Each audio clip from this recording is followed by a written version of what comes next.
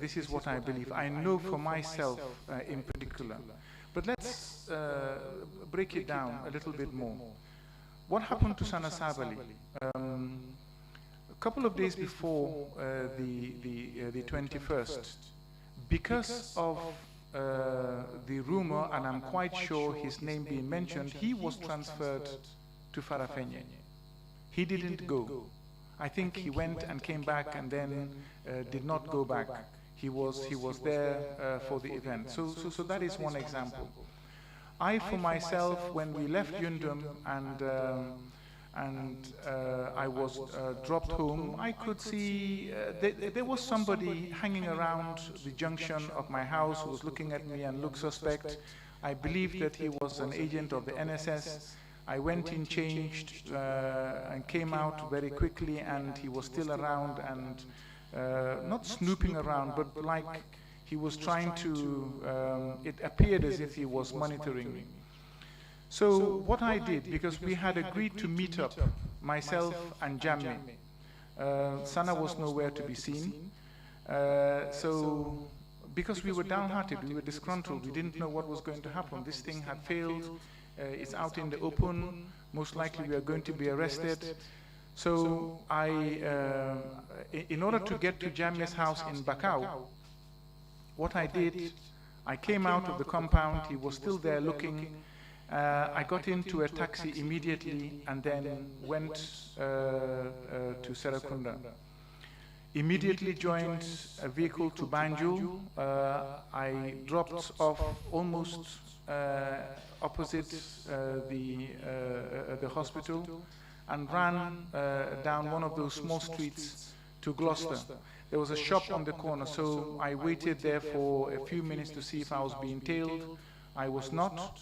I then proceeded immediately to the Bakau garage and spent some time in the shop just to see if I was still being tailed. And I waited for one of the vans, because you know they wait for the vans to fill up before they depart. I waited until there was a last passenger for one of the vans, and the next van would have to fill up. So I jumped in quickly, and then the van departed. Just to make sure that the next van would not depart immediately. Exactly. But you know, I mean, being a trained officer, I mean there's certain precautions that you were taught. I mean, how to use it. What time of the day was that? This was in the early evening. I cannot remember when the plane landed, but the Guard of Honor doesn't take much time. We went, deposited the colors, and then we departed Yundum almost immediately. I think it was still light, because being July,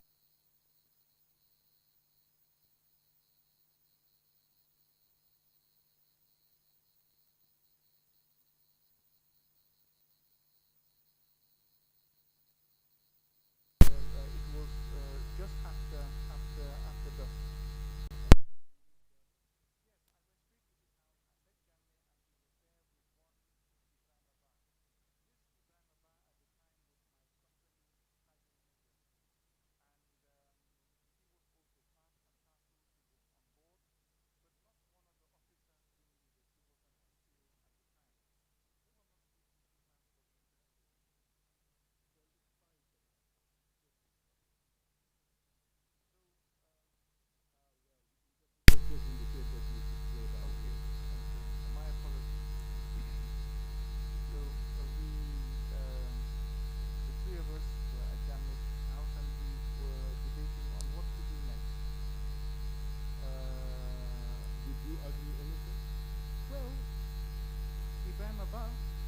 Was saying that it is failed, it's not going to succeed, everything is over, and an argument ensued, a bitter argument between him and Jammeh ensued. I have to come between them. But we had generally agreed that in the morning we would launch, and it was right. But we were also informed that the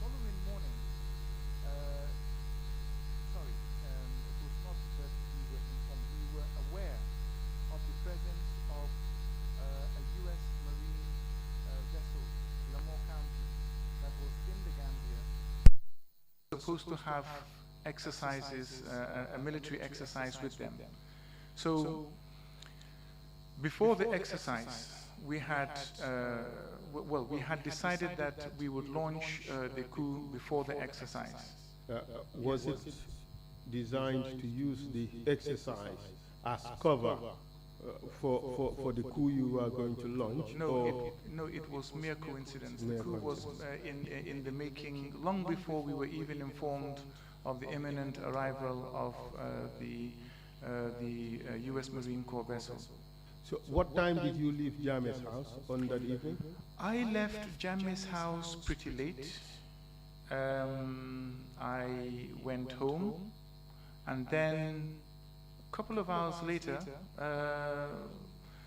Jammeh had arrived at my house. He was shouting, but I was sleeping, and then he was throwing stones on my roof to get my attention. And my mother woke me and said that somebody shouting your name outside, and I got up and realized it was Jammeh. He told me to dress up and come out, so I did. Dressed up, and he told me that Sana had just called him and told him that Sana had broken into one of the armories at Yundum Barracks, and that the coup is on, and that he should come and bring me along. So the coup in itself was launched by Lieutenant Sana Sabali. He launched the coup. So what time did Jammeh arrive at your house? Do you know? Somewhere between, I think it was after 2, between 2 and 3. So what did you do upon receiving that information? I followed him. We went, I dressed up, and we went to Yundum. And tell us what you found in Yundum when you arrived. When I arrived, or when we arrived at Yundum Barracks, there were soldiers who were not supposed to be there, obviously soldiers who had not gone home after the airport. And these are soldiers belonging to Alpha Company or soldiers belonging to other companies? Well, I believe there was a mixture. Because I can recall seeing soldiers from other companies as well. The main company on parade and on that day was Alpha Company. That was the company on parade. By coincidence or by design? No, that was by coincidence. We did not have the power to pick whatever company is detailed to go on parade. In fact, you have 3 infantry companies, infantry companies in an infantry battalion. One is on guard duty, the other one is on standby, the other one is on rest. So the ones on guard at the time would be exempt from parade. So you arrived with Jammeh at Yundum Barracks. You found all the soldiers there. Yes. Tell us what happened quickly in summary so that we can make progress. Yes, well, soldiers were being armed. They were taking arms from the armory, but the armory... The old or the new armory at that time? It was the old armory that Sana Sabali had broken into. Yes. And what type of weapons did he take from that armory? Various weapons. There were some GPMGs, general purpose machine guns. There were some other support weapons. There were some AK-47s, but not that many. And then when you arrived there, what did you guys do? Well, we started trying to organize the men that we had with us. And that took a very long process, because the more you try to organize the men, prep them for departure for both Fajara Barracks and for State House, the more men were coming, the more arms and ammunition were required. So there was a need to break into the main armory. Now, I know they looked for the keys, they couldn't find the keys. And then, because I think they broke into the adjutant's office and searched the place, they couldn't find the keys. But what I do know is that subsequently, my AK-47, my personal rifle, was brought to me. At what time was that? This was early hours of the morning. 6, 7, or 4, 5?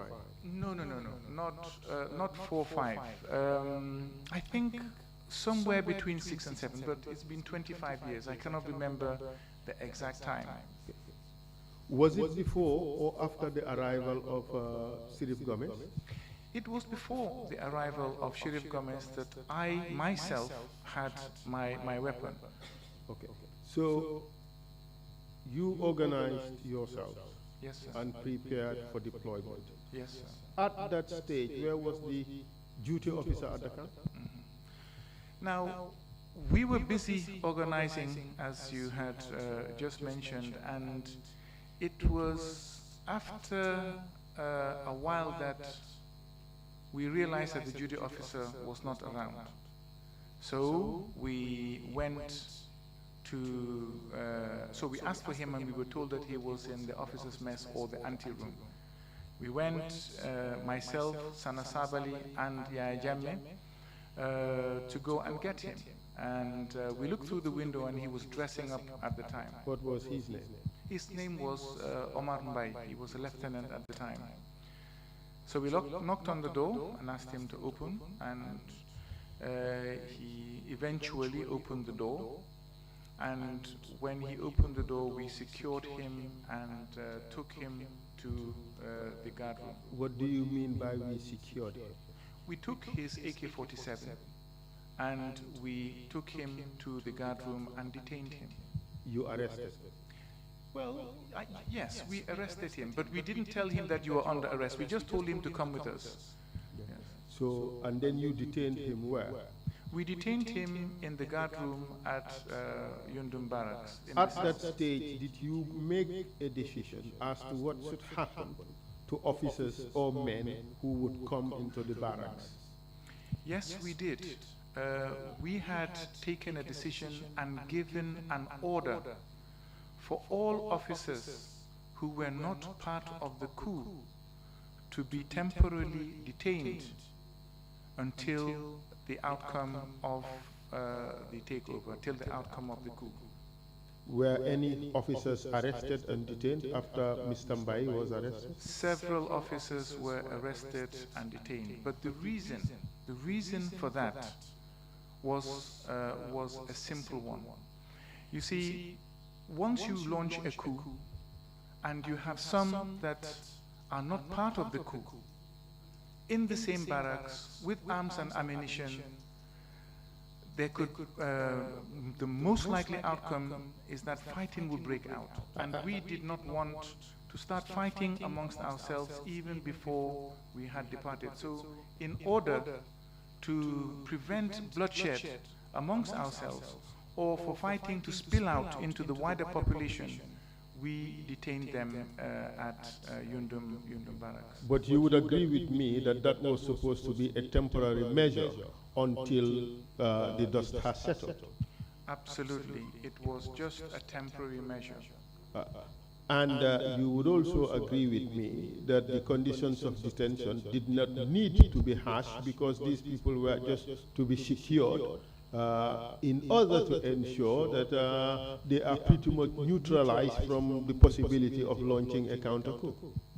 I absolutely agree, but we could only make use of the infrastructure and facilities available to us at the time.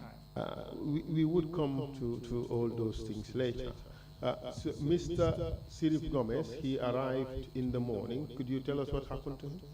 Yes, I was somewhere in the barracks, and I was alerted that there was a commotion in the guard room, that Sheriff Gomez had arrived, that they had asked him to get into the cell, and he refused, so there was a commotion.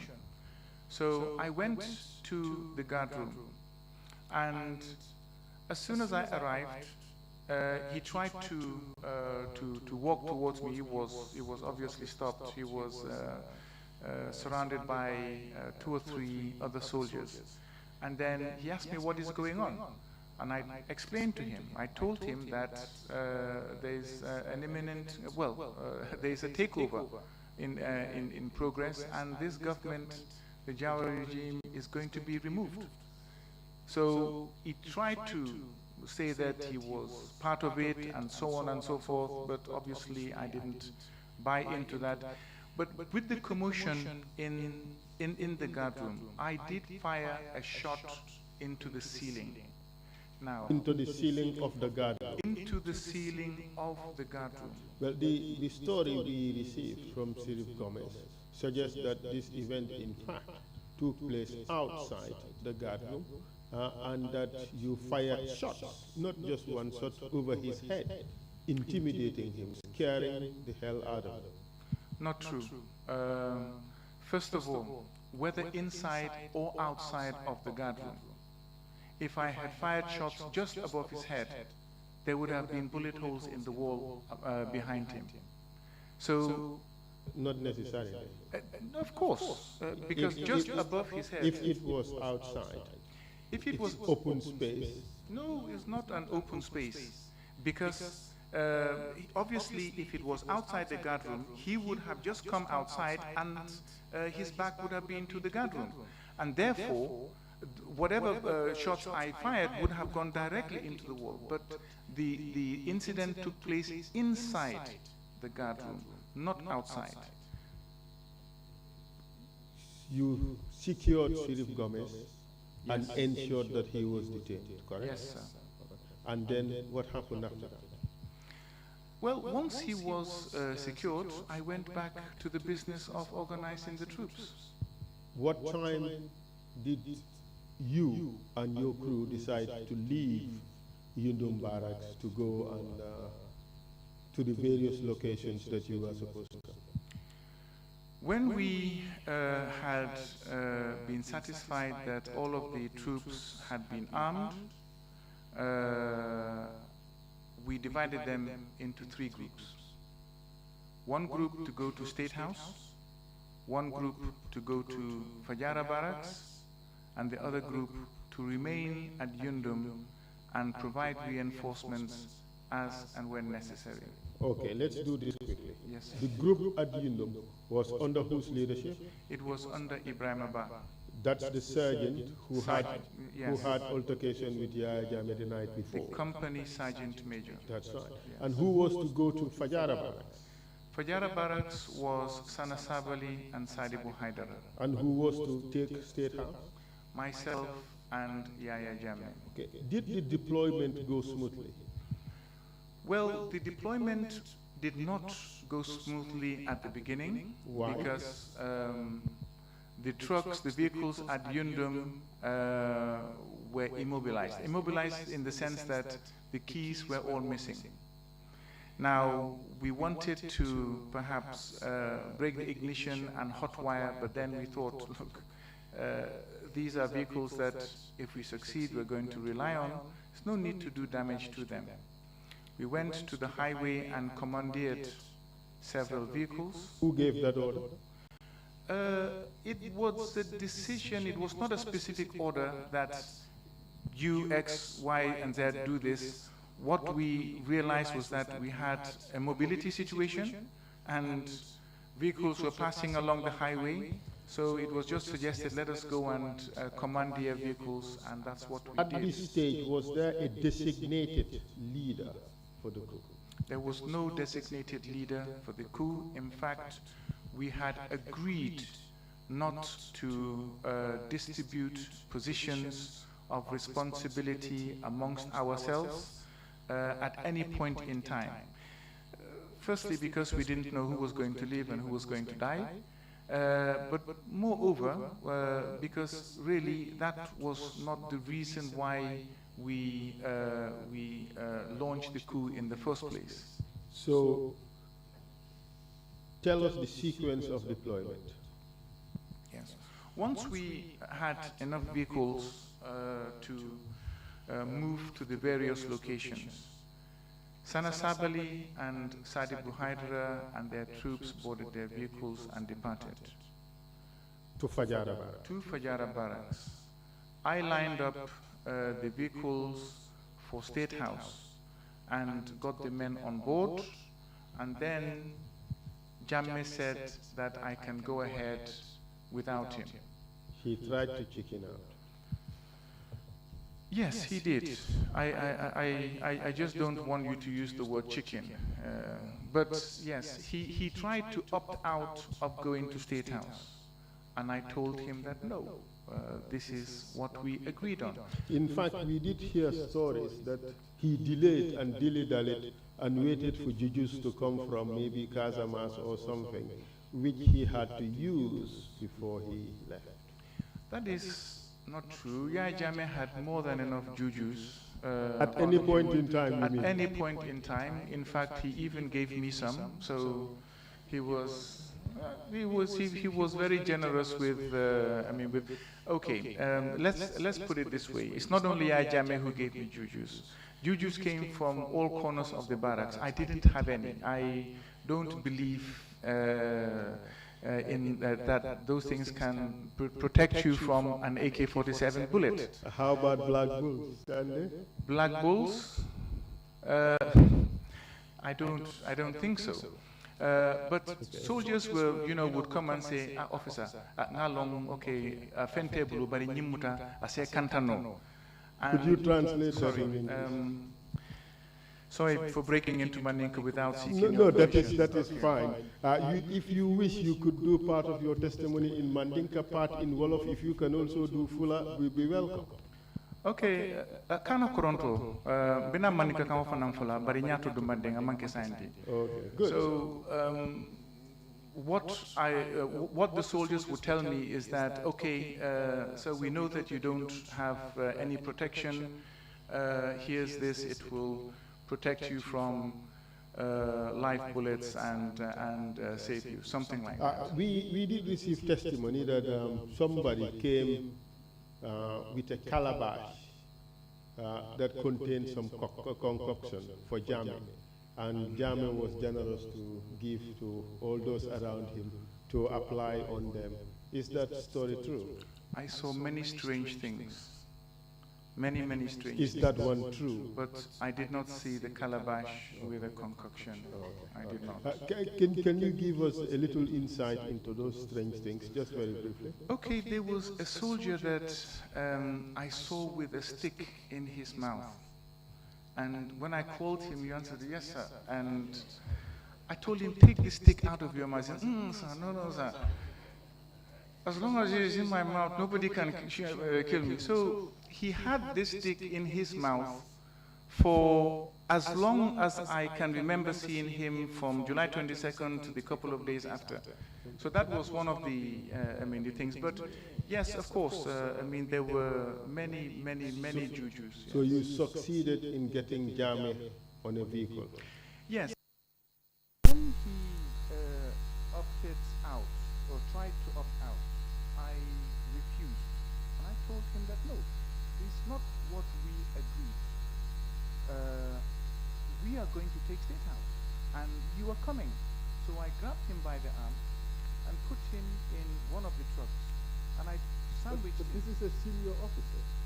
Sir, at that time, the reason why I had to go to that extent was because if you have opting out at that time, what will the other ranks do when bullets start firing? You sensed that he was afraid.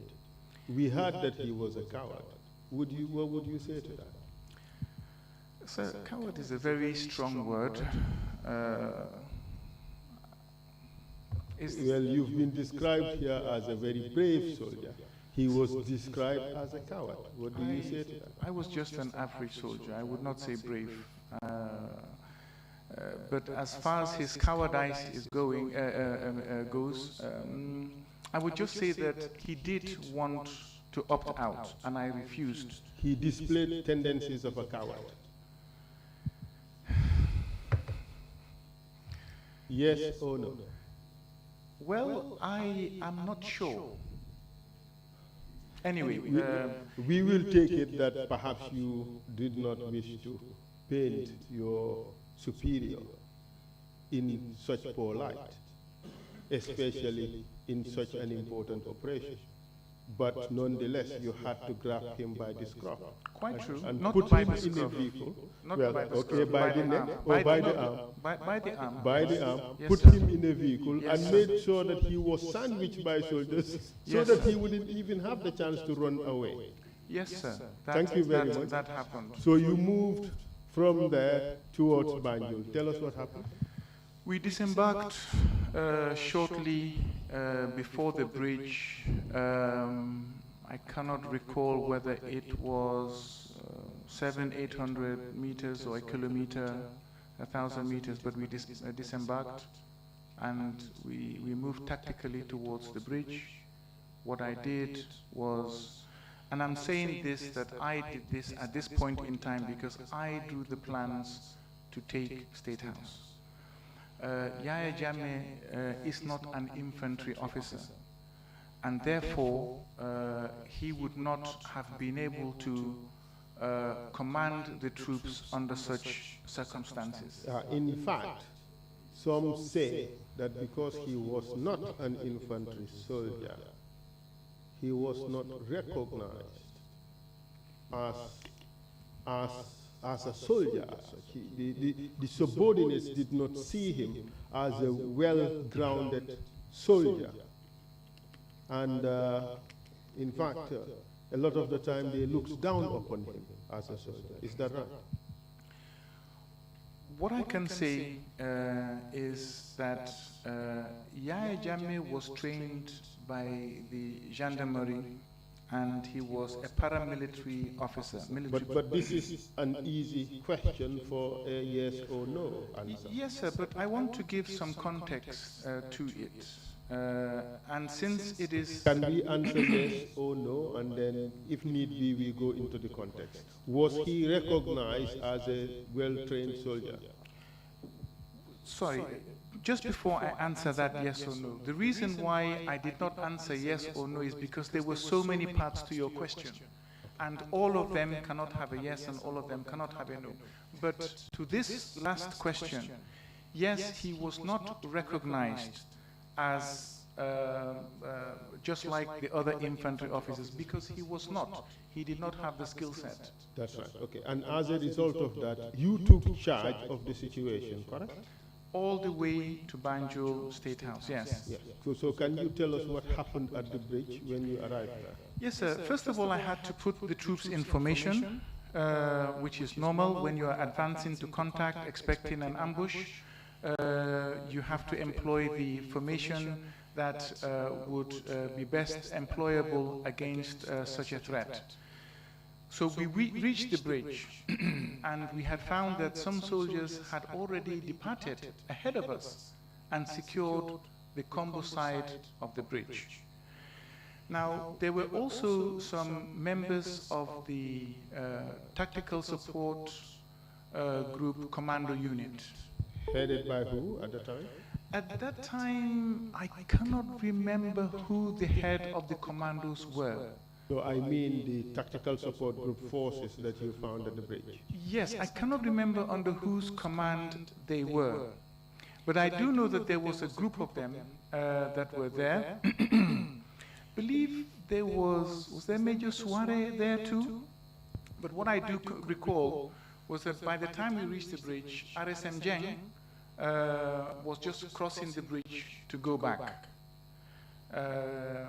So we spoke to the commandos at the bridge. Do you recall who you spoke to specifically? No, not specifically. We received evidence that Major Suare was there at the time and that he had a conversation with Yahya Jammeh and those who were with him. What do you say to that? It's possible he conversed with Yahya Jammeh. Yes, proceed, please. Yes, no, I just answered your question. I said it's possible that he did have a conversation with Yahya Jammeh, but the main event at the bridge at the time, shortly before we were going to cross, because what we had realized was that the bulk of the commandos were on the other side of the bridge, towards the Banjul side, not within direct sight, but we knew they were there. We received evidence from Captain Amadou Soare, captain at the time, and he said that when your party arrived, he spoke to Yaya Jammeh, and Yaya tried to convince him to support the coup.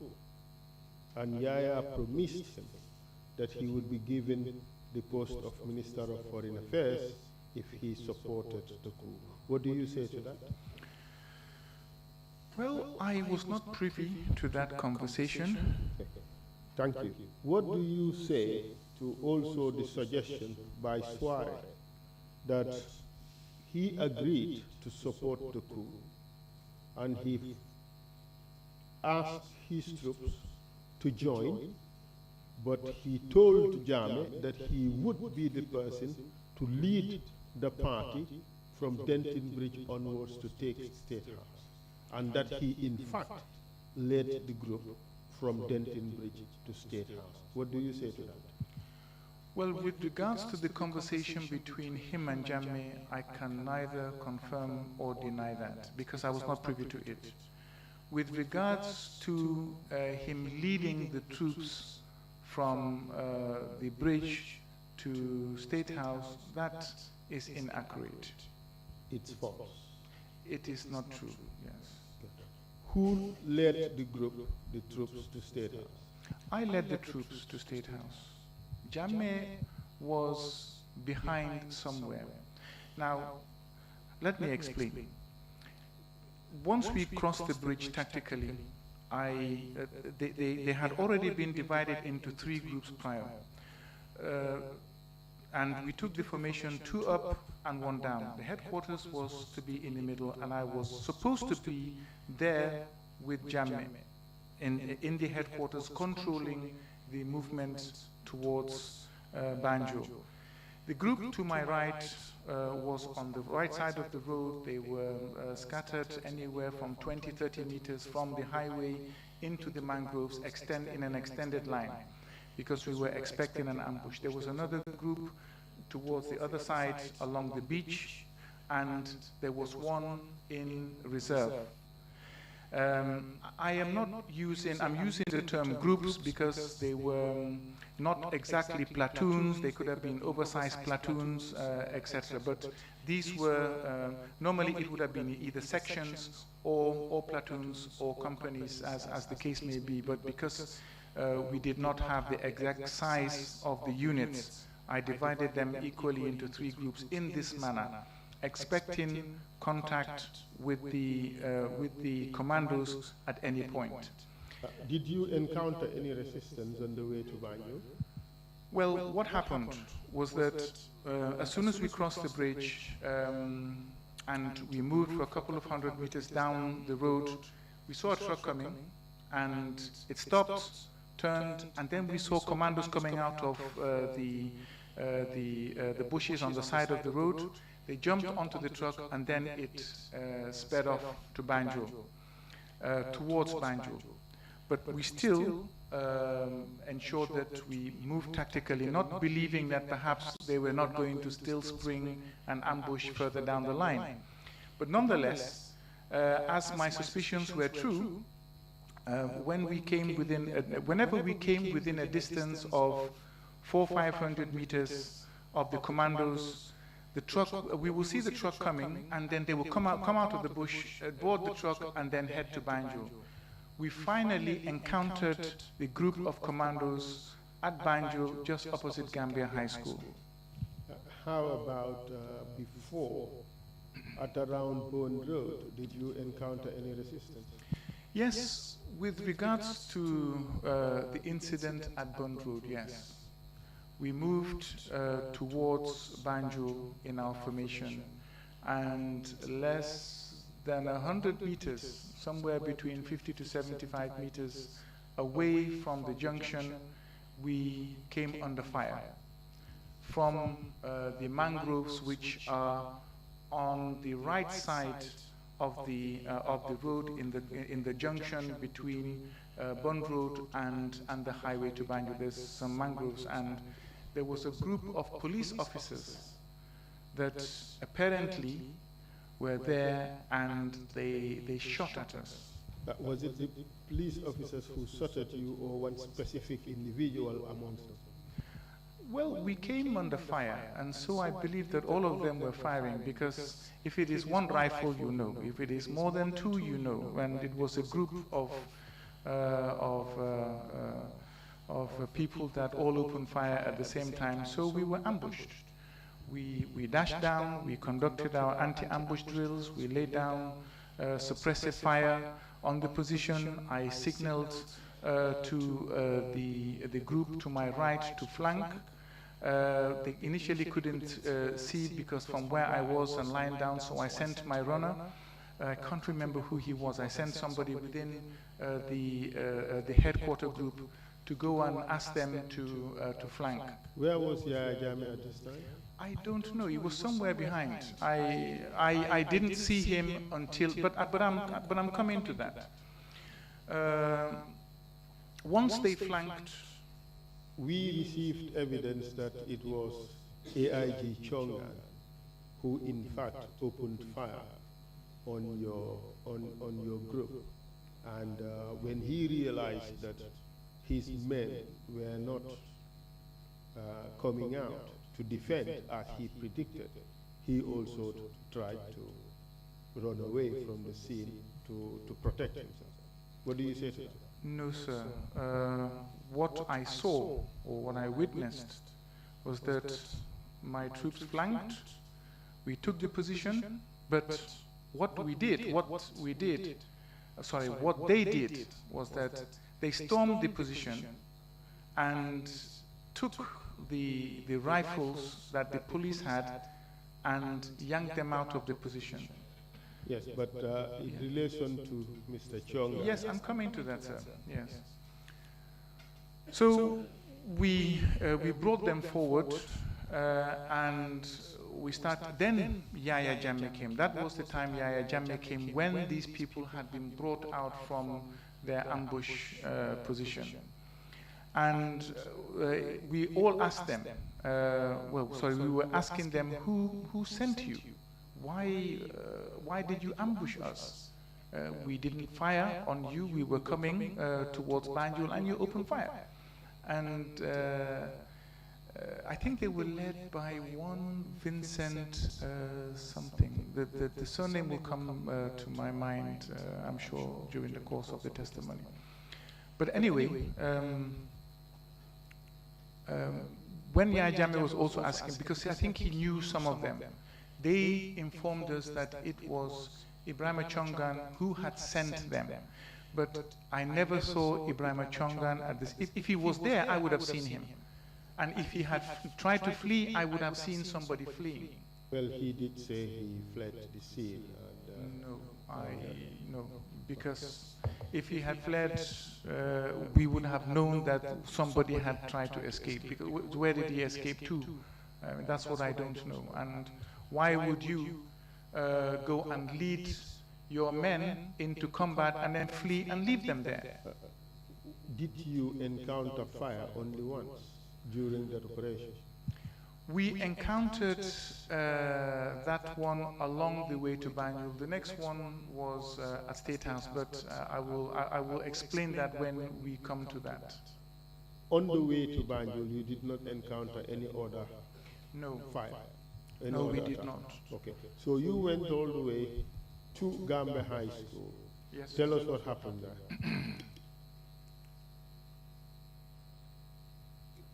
Yes, sir. When we reached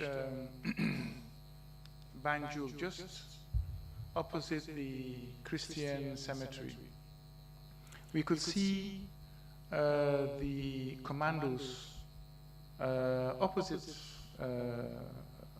Gambia High School, the ones that had subsequently laid ambush for us, but entered their truck and then moved as we were advancing. So they did not attack, they did not fire upon us. So when we met them there, we decided to engage them.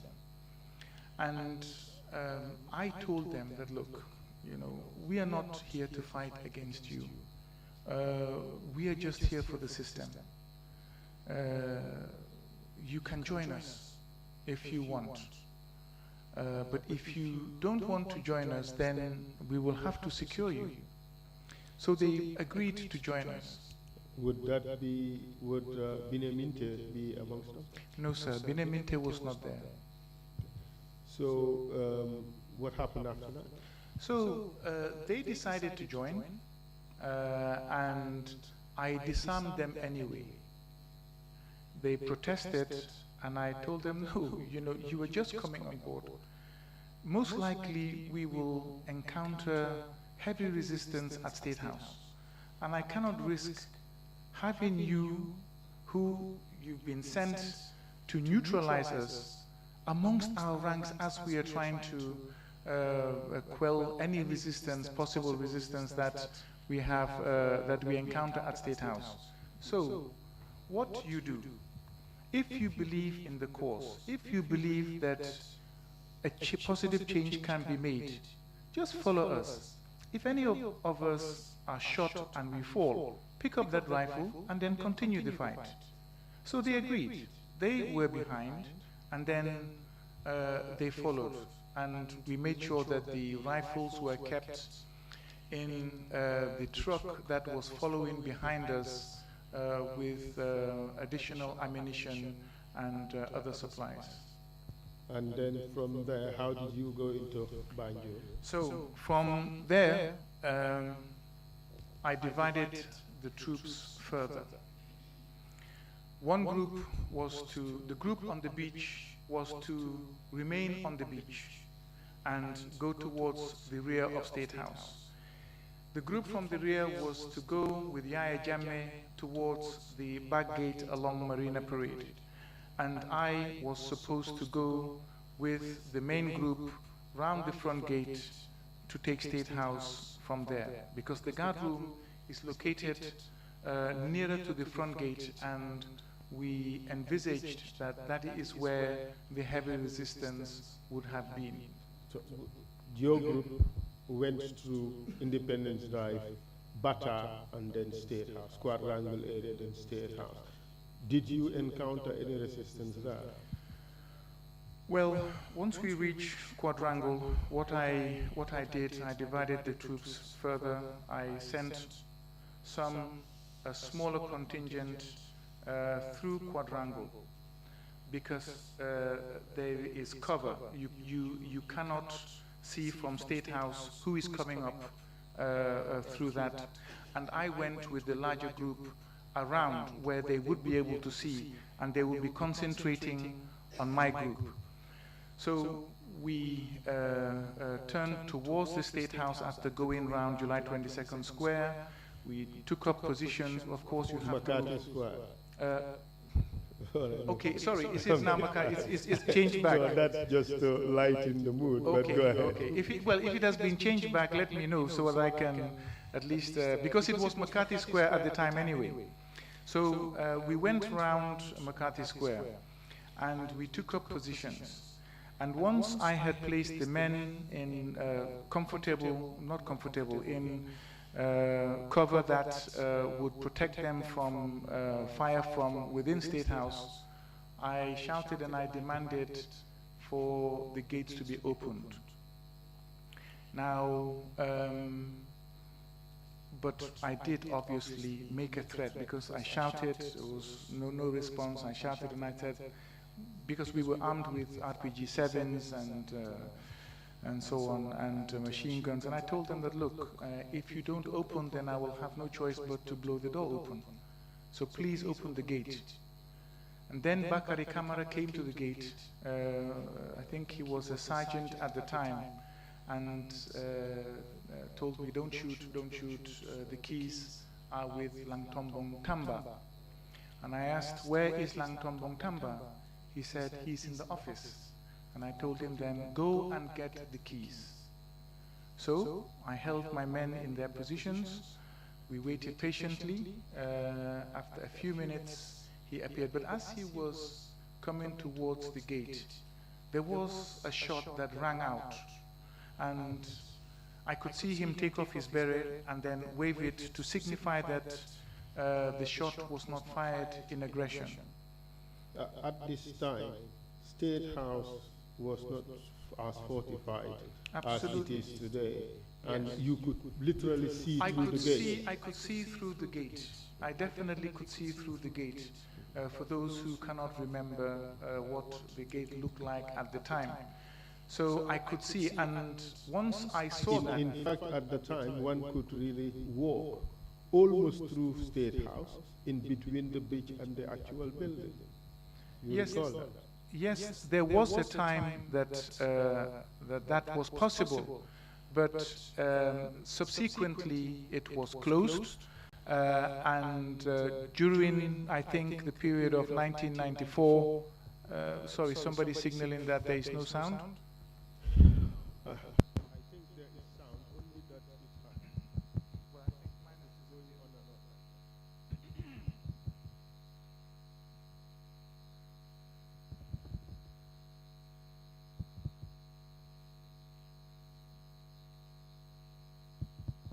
Hello, hello, hello.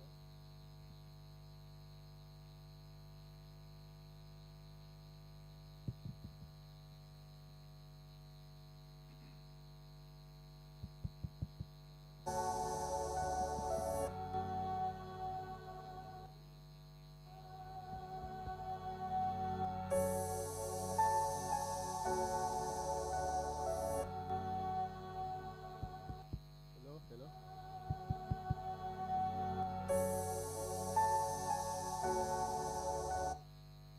So what I was trying to say is that by that time, by the time we were coming, that Marina Parade Street had been closed to the public. It was no longer used by the public, but nonetheless, Bakari Kamara came and opened the gate. We received testimony suggesting that Yaya Jammeh spoke to Langtombong Tamba in Jola, and then Langtombong Tamba decided to open the gate, that is the back gate, for Yaya Jammeh and his party to walk into State House. What do you say to that?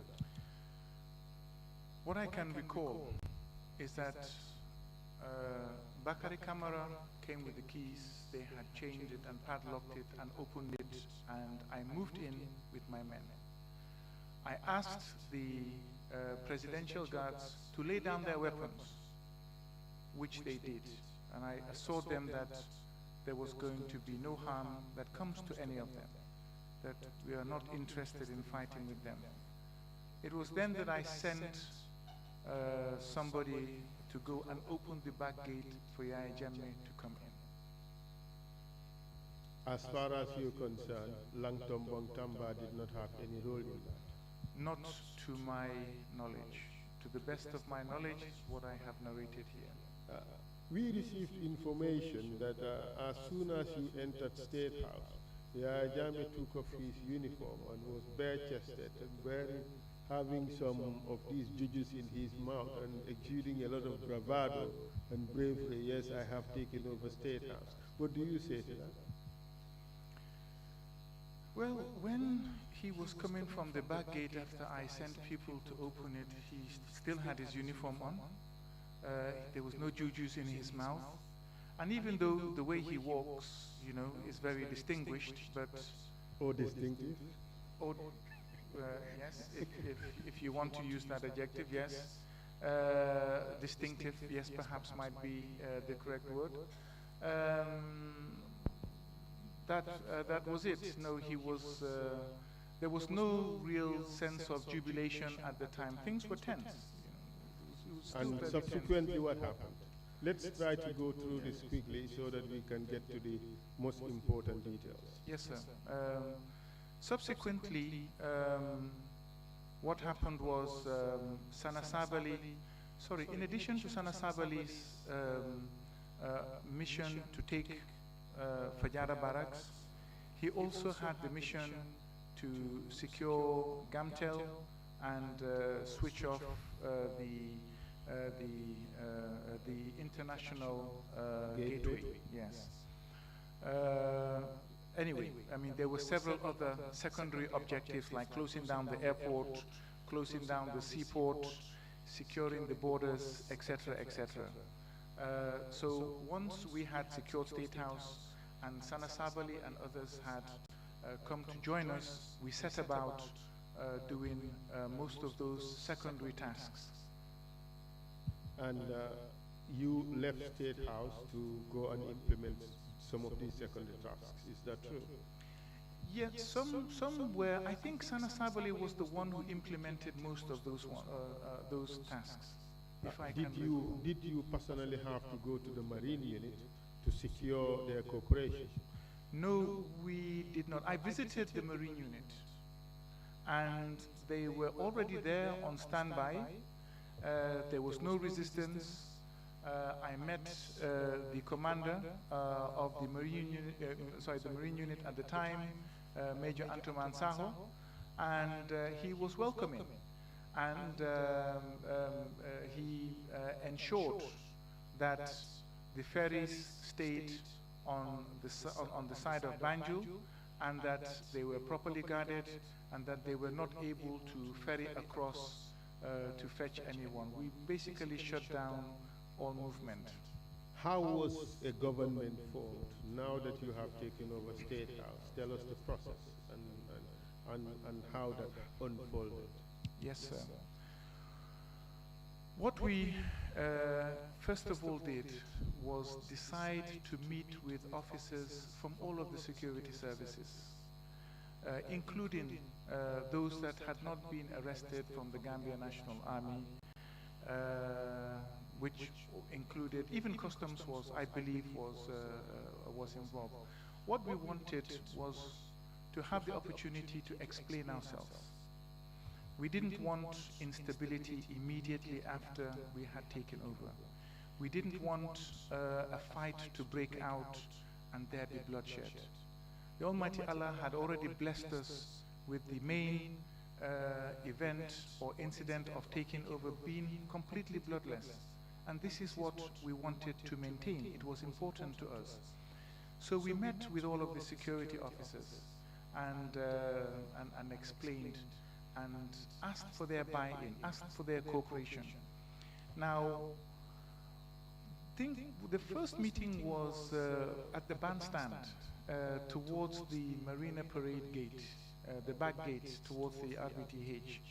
And before we could conclude the meeting or even get halfway through the meeting, Sana Sabali arrived with his convoy along with Sadibu Haidara, and he was in a fit of rage. He was visibly disturbed, and he wanted to start opening fire on some of the officers. I can remember Jammeh asking him, "But Sana, what is wrong? What is wrong?" And he said he heard information that the other officers wanted to launch a counter coup and remove us. But we had to physically restrain him and tell him that no, we invited them, we asked them to come. Because like I said earlier, he was the one who went out to implement most of the other tasks. So I don't know where he got this information and he rushed in. But once we had restrained him and tried to explain to him, he still wasn't happy, but the meeting had to end. Could you tell us who are the senior officers who were present? Whoa, every senior officer at the time. I can suggest names to you. Please. Mamad Cham was present? Oh, no, I don't believe Mamad Cham was present at that meeting. Samsidin Sar, was he present? Samsidin Sar, I know, was present at the next one in the drawing room, and I will come to that. We did receive information that on the next day, Babukar Jata arrived there with Mamad Cham, and you personally sent Babukar Jata away, and you invited Mamad Cham in. Could you tell us about that? Yes, there is some truth to that. We had sent, I'm not sure whether it's exactly the very next day or the day after, because things were moving pretty fast and it was very difficult to keep track of time and nobody was sleeping. Yeah. But when they did come, because we had already sent for Babukar Jata and asked him to come, and the information that we got back from the soldier that we sent, and for the life of me, I cannot remember exactly who that was that Babukar Jatta had said, he had made some comments, and anyway, they were not positive. They were not against the coup, but like he was not sure where this thing is going, and he's not going to come, something of the sort.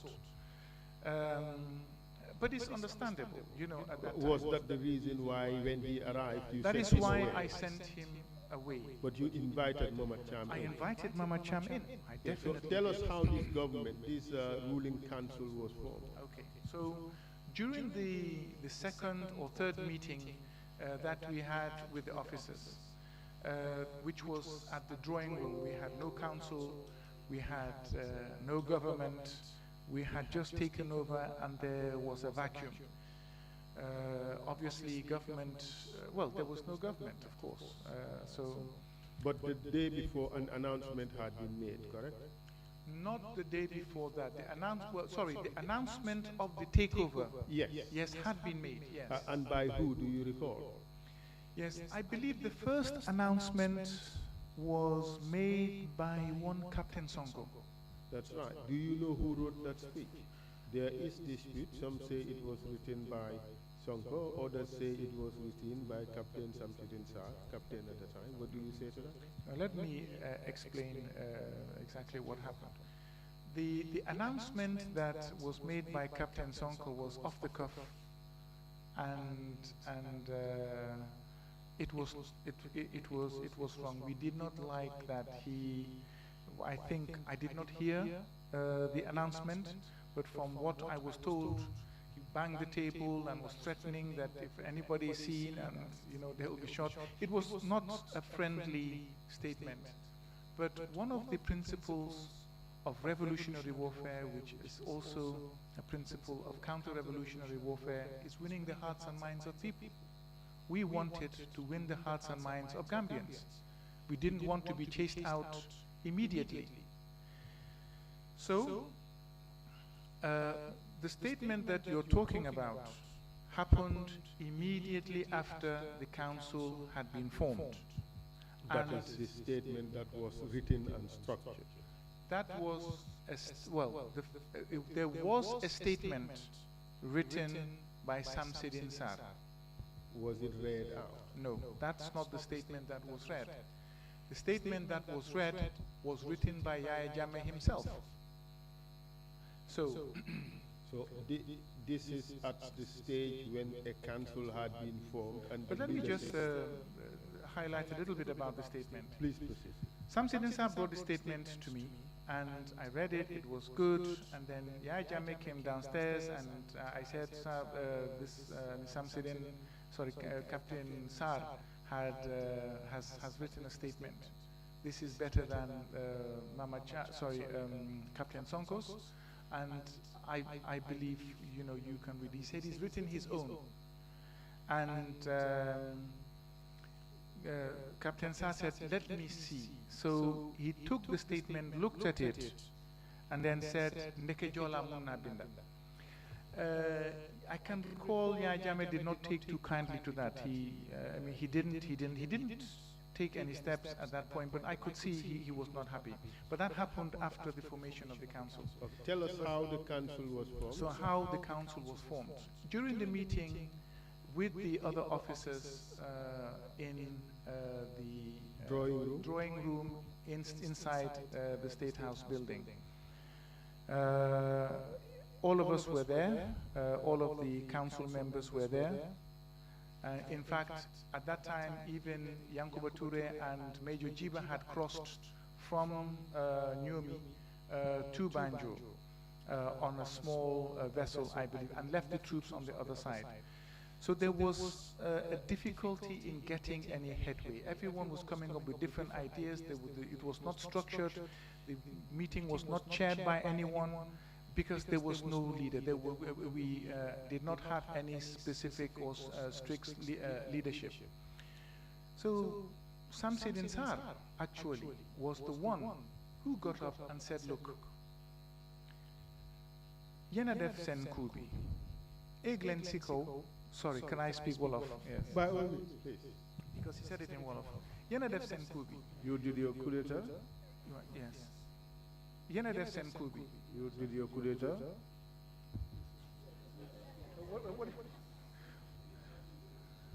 Okay, I thought somebody was trying to put words in my mouth.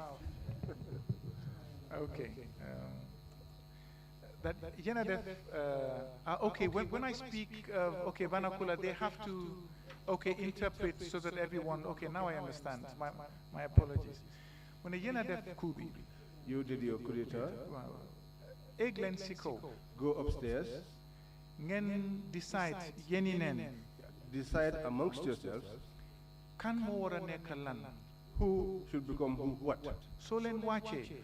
When you climb down, or when you come return, it's not a ladder. If it was a ladder, then, but when you come down, we will accept whatever you have decided. That's right. And you did exactly that. Yes, we did. And when you went upstairs, who went upstairs? Lieutenant Jammeh, Lieutenant Sabali, Lieutenant Sadibu Haidara, and myself at that point.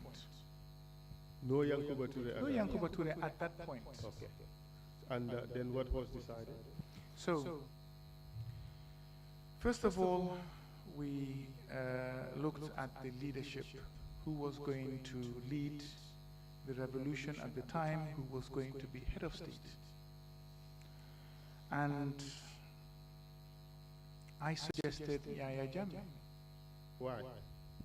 Well, because the way Sana had acted in the immediate aftermath got me worried that if he could threaten to kill security officers on information that has not been verified, that, well, is frightening.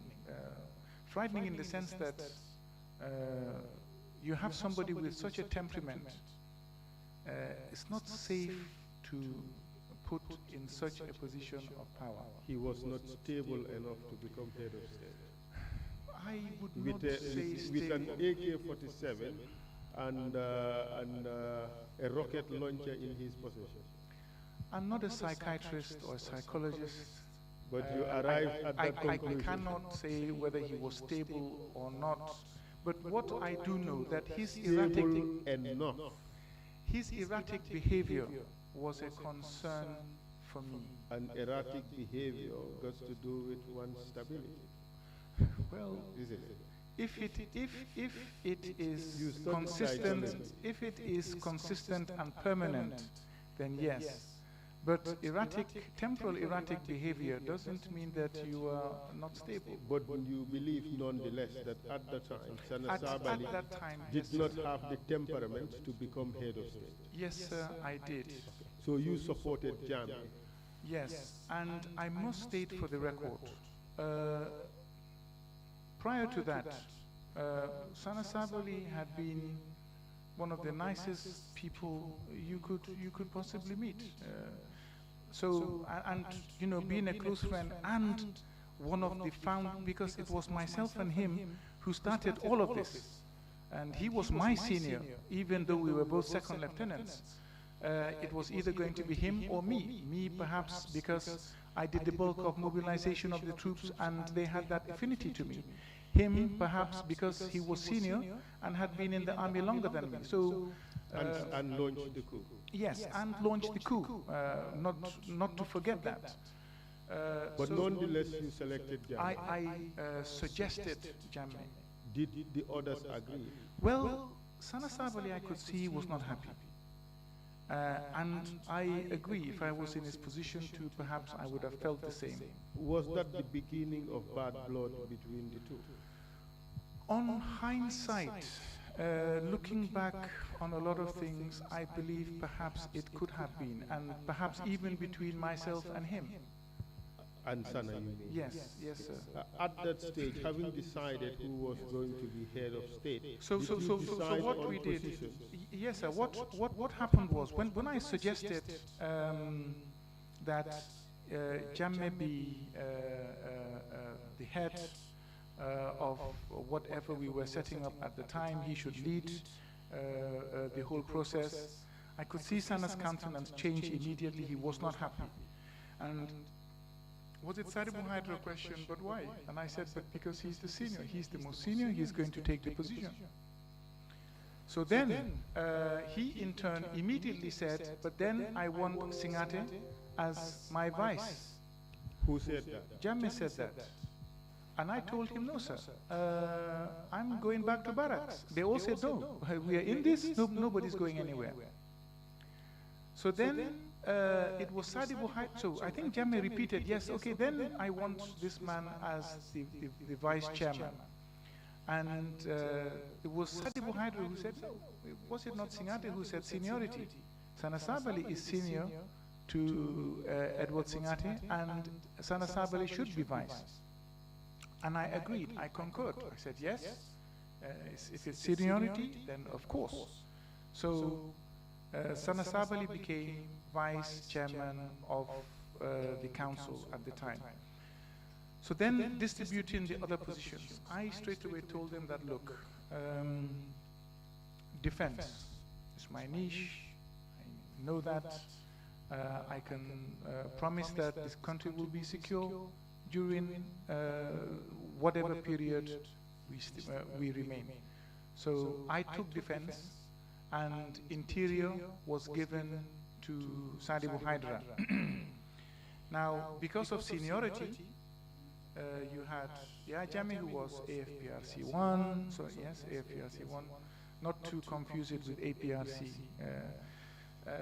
And then Sana Sabally was AFPRC 2, second in command. Third was Sadibu Hydra 3, I was 4.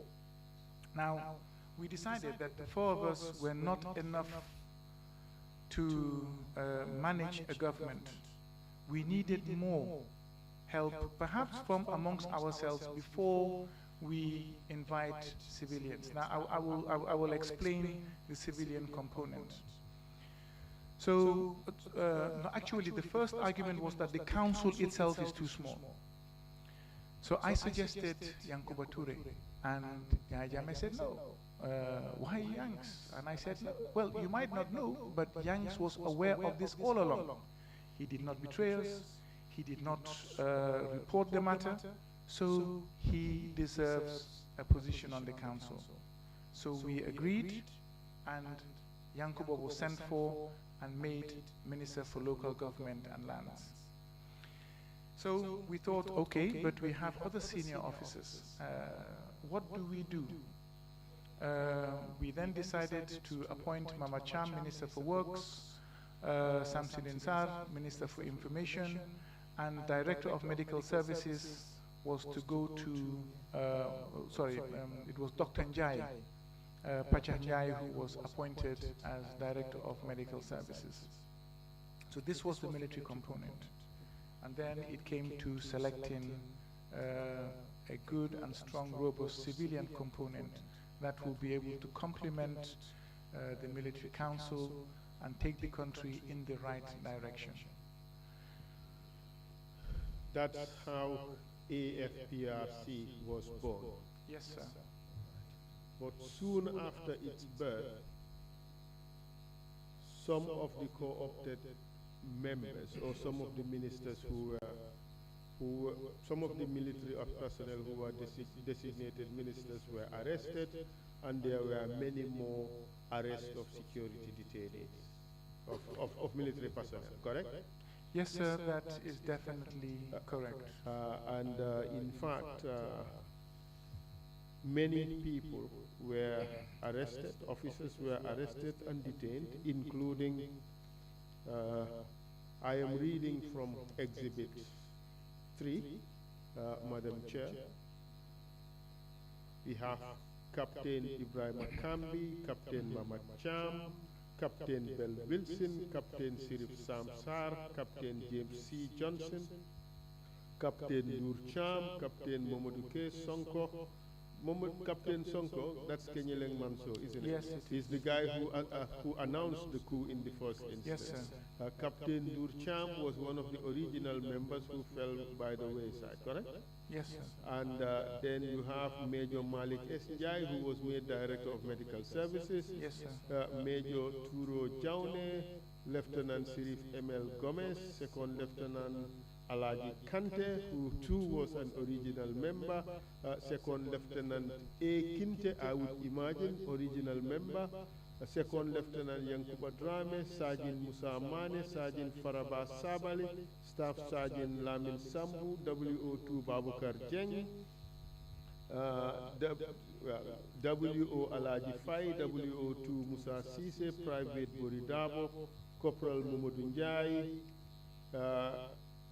Cadet Superintendent Abubakar S. Jeng, Inspector R. Korea, IGP Pasa Lajang, AIG Ibrahim Chongan, ASP Jame Konta, Chief Superintendent Sirif Mbai, Superintendent Alundur, and Lieutenant Keba Diba. All arrested and detained in Mile 2 prison. Yes, sir. They were not all arrested and detained at the same time. Yes, that is correct. I think, and because I heard Sergeant Faraba Sabali, is that? Sergeant Faraba Sabali, yes. Yes, I don't believe that he was supposed to be a security detainee. I cannot recall what happened. But well, he was gazetted as a security detainee. Okay. But in any case, Yes. the point is that all these people were arrested at different stages after the coup and detained at Mile 2 prison. Yes, sir. And some of them were in fact arrested on the first or second day of the coup. Those include RSM Jeng.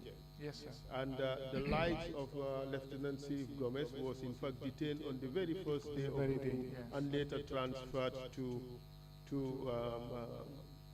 Mile 2 prison. Yes, sir. You told us earlier that the purpose of this arrest was to secure these people temporarily. Not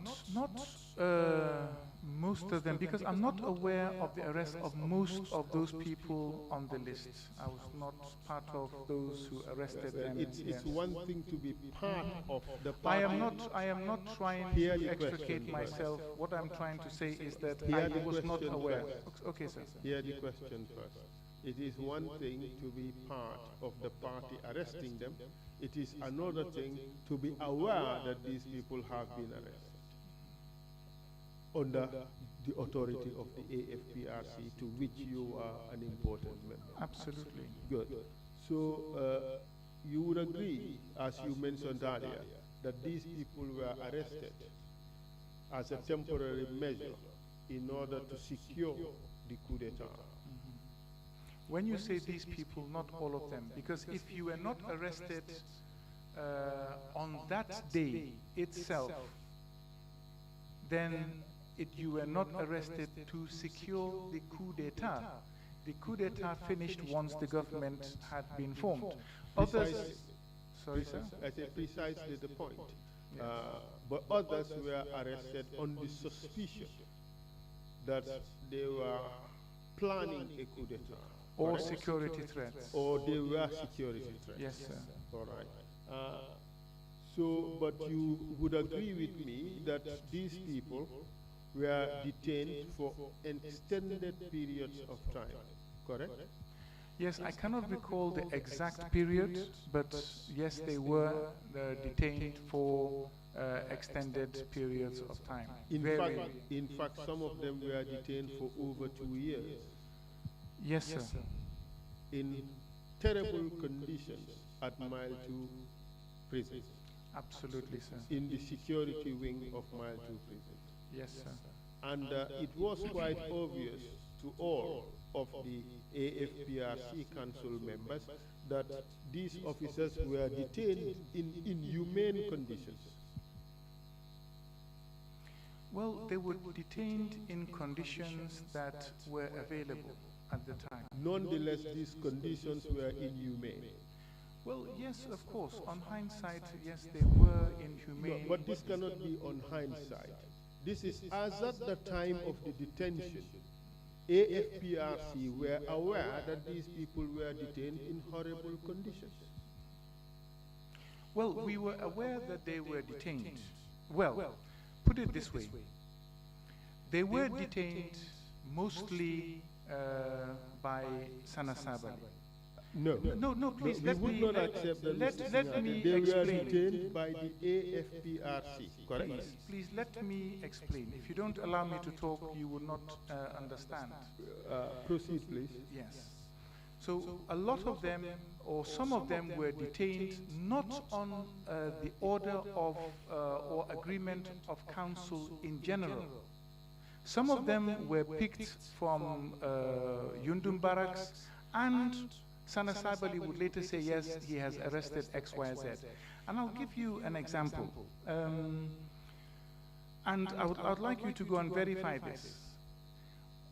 There was a day Sana Sabali went to Yundum because all of the officers and soldiers that were not at State House were at Yundum. And what Sana Sabali would do would detain, arrest, and detain. Mr. Singhate, what I'm trying to drive at is that Mr. Sabali was not just arresting and detaining people for himself. He was doing it for and on behalf and in the name of the AFPRC, correct? Well, sir, if you do not allow me to talk, you would not but understand. You can answer the question yes, as to a yes or a no. But please, was he, okay, let's put it this way. There was an arrest, there was the detention of armed forces and police personnel decree. Was there not such a decree? I believe there was. And that decree must have been passed by the AFPRC. It was. Exactly. And that decree gave Sana Sabali the authority to detain people, correct? Yes, absolutely. And therefore, whatever Sana Sabali did in pursuance of that decree was done for and on behalf of the AFPRC.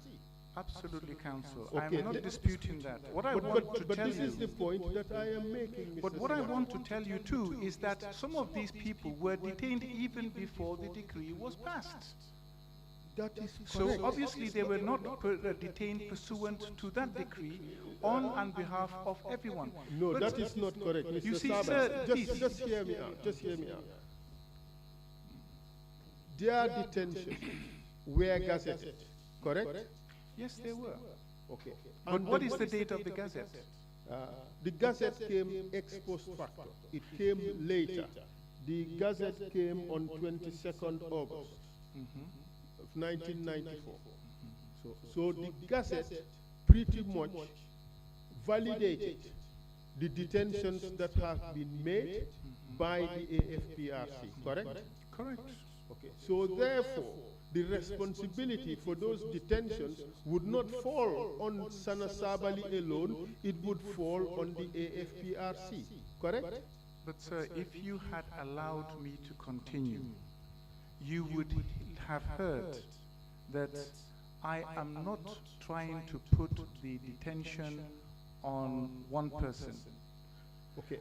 And but let's just you see, if you don't allow me to take responsibility, it will appear through this exchange that I am trying to extricate myself. Okay, all right. So if you don't hear me out, what the viewers will think is that Edward Singhate is trying to take himself out of something that has happened we have to be fair to you.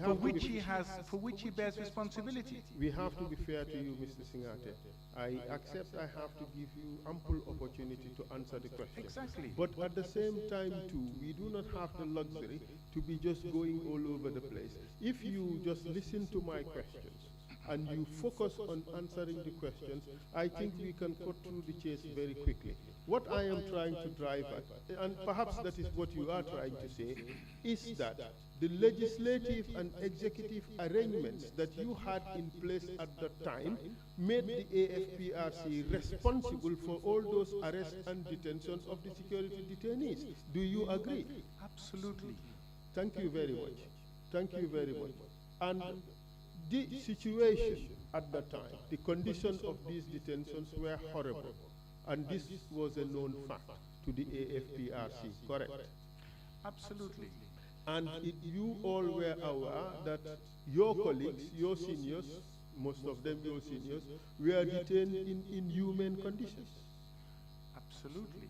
And that it is in fact contrary to the UN standard minimum rules for the treatment of prisoners to detain anybody in such horrible conditions, irrespective of what their crime was. Yes, absolutely. But allow me to explain now, if you would. Please. Okay. Now, firstly, what I was trying to explain or put across is that there are a number of detentions that occurred without prior consultation. Now, having said that, I fully own up to everything, especially with regards to the detainees. In that regard, you accept responsibility for the unlawful... Now you are interjecting. You either allow me to explain or you come and sit here and explain on my behalf, sir. No. I don't know which one is going to happen. Mr. Singhateh, I have to run the proceedings. I have to be able to ask questions that I want to ask, where I think it's convenient to ask those questions. If I just give you that free rein, we would never finish. 3 years we wouldn't finish. You'd just be going on and on and on. I would not take 3 years. Okay. All right, let's try to take just 2 days. But what I do want to do... Okay, explain yourself, I'm listening. What I do want to do, and with all due respect to you and the time, as you told me, is that it's a fact-finding mission. You want to get to the truth. If you don't want to hear the facts, then just read out the adverse mentions and I'll say yes or no.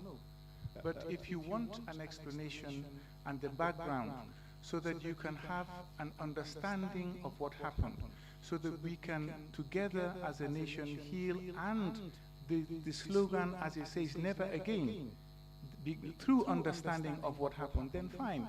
If it is going to be punitive, yes or no, did you do this, do you accept this? We can do that within 5 minutes, we will leave.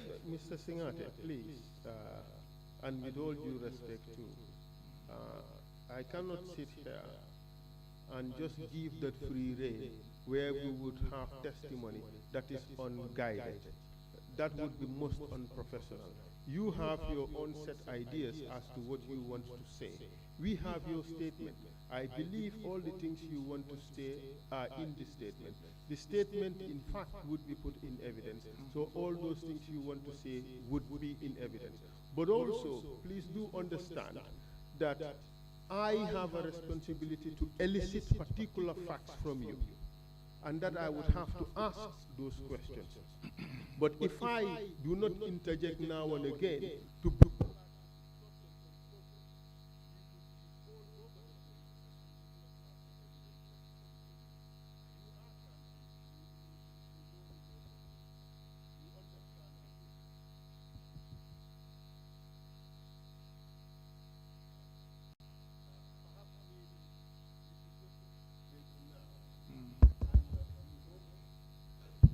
we take a break now.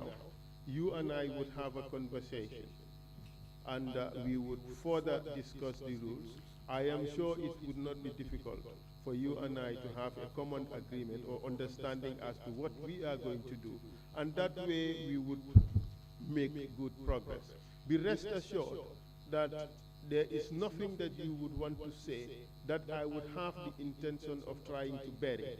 That would be most unprofessional.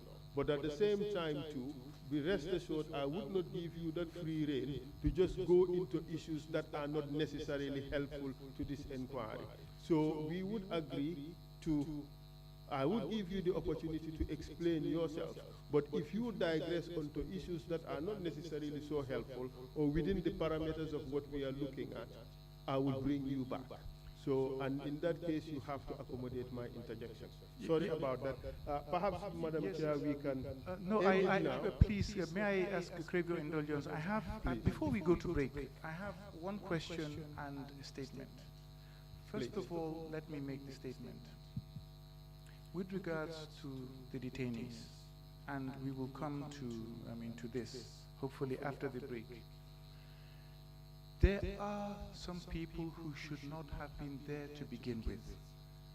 Whatever happened with regards to their detention and the conditions were wrong.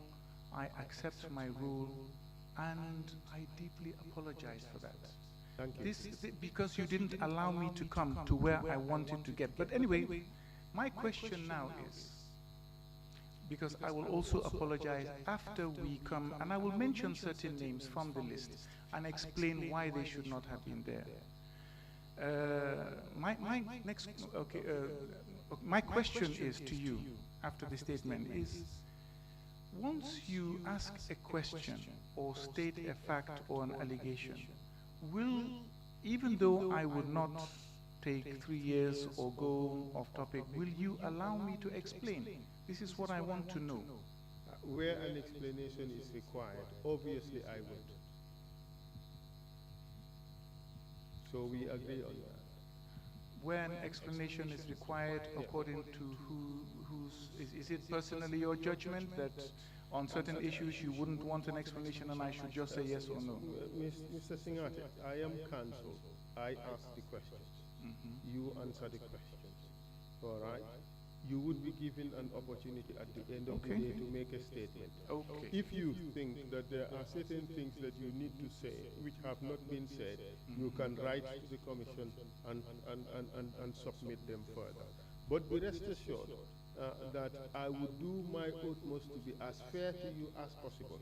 The only thing that I will guard jealously is the time. We cannot afford to be going into facts that are not necessarily central to the issues under inquiry. I will not give you facts that are not essential. I will give you facts that will make your job easier and be beneficial for the information of the Gambian people. Thank you. On that note, we can take a short break. Thank you. I didn't say when we are coming back. We come back at, what's the time now, 2:40? 2:40. Thank you.